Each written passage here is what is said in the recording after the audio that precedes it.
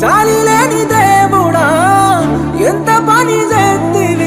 అక్క నువ్వేం బాధపడకక్క, ఆ దేవుడి దయ వల్ల నువ్వు నీ కొడుకు కోసం త్వరగా